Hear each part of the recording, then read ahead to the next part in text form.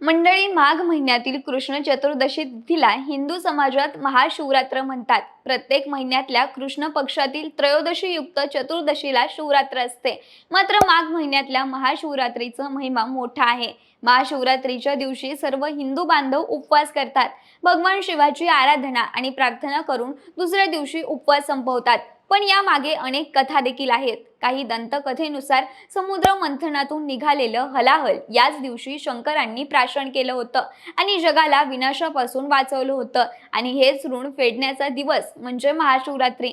तर काही कथेनुसार या दिवशी भगवान शिव आणि पार्वती मातेचा विवाह झाला होता असं म्हटलं जातं. म्हणूनच आजच्या या व्हिडिओमध्ये आपण महाशिवरात्री का साजरी केली जाते, त्यामागची कथा काय आहे आणि या दिवशी व्रत का करतात आणि कसं करतात हेच जाणून घेणार आहोत या व्हिडिओच्या माध्यमातून. नमस्कार, मी हर्षदा आणि तुम्हाला तर माहिती आहे आपला विषयच भारी आहे. मंडळी, महाशिवरात्रीची कथा ही भक्ती, त्याग आणि विश्व कल्याणाची आठवण करून देणारी आहे. एका पौराणिक कथेनुसार देव आणि दानव यांच्यात सतत युद्ध सुरू असताना अमृत प्राप्तीसाठी महादेवांनी भगवान विष्णू यांच्या सल्ल्याने क्षीरसागराचं मंथन करण्याचा निर्णय घेतला. मंथनासाठी सर्पराज वासुकी याला दोरी बनवण्यात आलं, पण सर्वप्रथम बाहेर आलं ते भयंकर हलाहल विष. त्या विषामुळे संपूर्ण सृष्टी नष्ट होण्याचा धोका निर्माण झाला. तेव्हा सगळ्या देवांनी भगवान शिव यांना मनापासून हाक दिली. सृष्टी रक्षणासाठी भगवान शिवांनी ते विष आपल्या कंठात धारण केलं. त्यांच्या या त्यागामुळे जग वाचलं. पण विषाचा परिणाम महादेवांवरती होऊ नये म्हणून देवी पार्वती यांनी अखंड दिवस रात्र त्यांचा कंठ धरून ठेवला. त्या उपवासात आणि जागरणातच भक्तीची परंपरा जन्माला आली आणि म्हणूनच महाशिवरात्रीला उपवास, रात्रभर जागरण, शिवपूजन आणि नामस्मरण यांना विशेष महत्त्व आहे. या दिवशी भक्त शरीर आणि मन शुद्ध करून ध्यान, जप आणि आराधनेत स्वतःला अर्पण करतात आणि शिवतत्वाशी एकरूप होण्याचा प्रयत्न करतात. याच कारणामुळे शिवपुराण पठण, बेलपत्र अर्पण, अभिषेक आणि रात्रभराची शिवभक्ती केली जाते असं पौराणिक कथांमधून सांगण्यात येतं. पण मंडळी, महाशिवरात्रीच्या व्रताचं महत्त्व काय आहे हे तुम्हाला माहितीये का? तर थांबा, सांगते. या व्रताचं पहिलं महत्त्व आहे सखोल ध्यान आणि मानसिक अवस्था तयार करणे. यानुसार महाशिवरात्रीचा उपवास शरीराला विषारी पदार्थांपासून मुक्त करतो आणि मन शुद्ध करतो. अस्वस्थता कमी झाल्यामुळे शरीर हलकं वाटतं आणि मन अधिक आरामशीर वाटतं. त्याच वेळी मन अधिक सतर्क होतं. जेव्हा असं होतं तेव्हा आपलं मन प्रार्थना आणि ध्यानासाठी अधिक तयार होतं, जे महाशिवरात्री उत्सवाचं मध्यवर्ती पैलू आहे. याचबरोबर दुसरं महत्त्व म्हणजे प्रार्थनेची शक्ती वाढवणं. यानुसार जेव्हा मन आणि शरीर दोन्हीही विषमुक्त होतं तेव्हा आपल्या हेतूंमध्ये आणि प्रार्थनांमध्ये अधिक बळकटी येते. जेव्हा आपण शिवरात्रीचं व्रत ध्यानासह करतो तेव्हा आपल्या इच्छा प्रकट होण्याची शक्यता वाढते. असं म्हटलं जातं की जेव्हा शिवरात्रीचं व्रत प्रामाणिकपणाने आणि भक्तीने पाळलं जातं तेव्हा भगवान महादेवांची कृपा होते आणि आपल्या इच्छा पूर्ण होतात. त्यानंतर तिसरं महत्त्व आहे ध्यानावर लक्ष केंद्रित करणं. यानुसार महाशिवरात्री हा दिवस इतर दिवसांपेक्षा 100 पटीने जास्त प्रभावी असल्यानं भक्त या शुभ दिवशी केवळ ध्यान करण्यावर लक्ष केंद्रित करतात.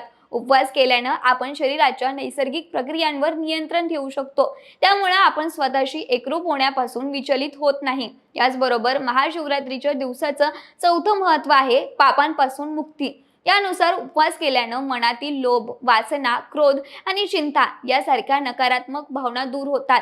असं मानलं जातं की जेव्हा आपण उपवास करतो आणि परमेश्वराचं नामस्मरण करतो तेव्हा आपले सगळे पाप नष्ट होतात, असं लोकांच्या मान्यतेनुसार म्हटलं जातं. मंडळी, पण हा उपवास योग्य पद्धतीने केला तरच या सगळ्या गोष्टींचा लाभ आपल्याला मिळू शकतो असं काही पुराणांमध्ये सांगितलं आहे. यानुसार महाशिवरात्रीच्या दिवशी सकाळी स्नान करून उपवास करावा. शक्य असल्यास फळांचा आहार किंवा निर्जळी उपवास करावा आणि दिवसभर संयम पाळावा. शक्यतो आपल्या क्षमतेनुसार उपवास करावा. त्याचबरोबर शिवलिंगावर जल, दूध, दही, मध, तूप अर्पण करून बेलपत्र, धोत्रा आणि फुलं वाहावीत. ओम नमः शिवाय मंत्राचा जप करावा. यामुळं नक्कीच फळ मिळतं असं मानलं जातं. या दिवशी रात्रभर जागरण करून 4 प्रहरात शिवपूजा आणि आरती करणं शुभ मानलं जातं. याचबरोबर शिवभजन व स्तोत्र पठण केल्यानं मनशांती मिळते. शिवाय गरजूंना अन्न, वस्त्र किंवा दान केल्यास पुण्य लाभतं. महाशिवरात्री व्रत श्रद्धा आणि नियमानं केल्यानं भगवान शिव प्रसन्न होतात आणि जीवनात सुख समृद्धी येते असं मानलं जातं. मंडळी, यानंतर महाशिवरात्रीची पूजा करण्याची ब्राह्मण आणि पुजारी यांनी सांगितलेली योग्य पद्धत बघू. तर या दिवशी भल्या पहाटे स्नान ध्यान आटपून उपवास धरावा. फुलपत्री तसंच सुंदर वस्त्रांनी मंडप तयार करून कलशाची स्थापना करावी आणि त्यासोबतच गौरी, शंकर आणि नंदीची मूर्ती ठेवावी. या मूर्ती शक्य नसतील तर माती घेऊन त्याचं शिवलिंग बनवावं. कलश पाण्याने भरून तांदूळ, पान, सुपारी, लवंग, वेलची, चंदन, दूध, दही, तूप, मध, कमलगट्टा, धोत्र्याचं फूल, बेल यांचा प्रसाद शंकराला अर्पण करून पूजा करावी. रात्री जागरण करून शिवाची स्तुती करावी. त्याचबरोबर महाशिवरात्रीला शिवपुराण पठण फायदेशीर ठरतं. शिव आराधना स्तोत्रांचं वाचनही लाभदायक असतं.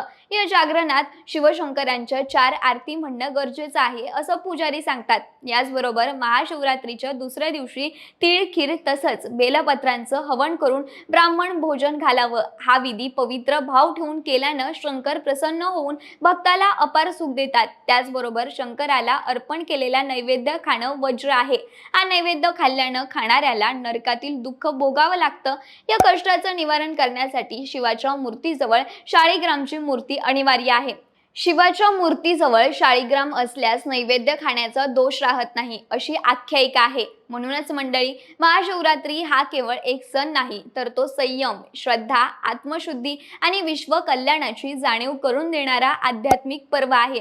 समुद्र मंथनाच्या प्रसंगात सृष्टी रक्षणासाठी भगवान शिव यांनी विष प्राशन करून त्यागाचा आदर्श दिला, तर देवी पार्वती यांनी अखंड जागरण आणि उपवासातून भक्ती, प्रेम आणि समर्पणाचं महत्त्व जगाला शिकवलं. या कथेमागे भगवान विष्णू यांचा समतोल आणि सहकार्याचा संदेशही दडलेला आहे. त्यामुळं या दिवशी केला जाणारा उपवास हा केवळ अन्नत्याग नसून वाईट विचारांचा त्याग, मनाची शुद्धी आणि आत्म्याशी संवाद साधण्याचा एक मार्ग मानला जातो. रात्रभराचं जागरण म्हणजे अंधकारातून प्रकाशाकडे जाण्याची प्रतिकात्मक साधना, तर शिवपूजा म्हणजे अहंकार विसरून निसर्ग आणि विश्वाशी एकरूप होण्याचा प्रयत्न.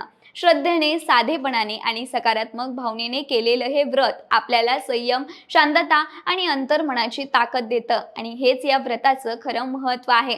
बाकी तुम्ही महाशिवरात्रीचा उपवास करता का? आणि महाशिवरात्रीच्या अजून कोणत्या पौराणिक कथा तुम्हाला माहिती आहेत त्या कमेंटमध्ये नक्की सांगा. आणि सोबतच आपल्या विश्वास भारीच्या YouTube चॅनलला सबस्क्राईब करायला विसरू नका. धन्यवाद.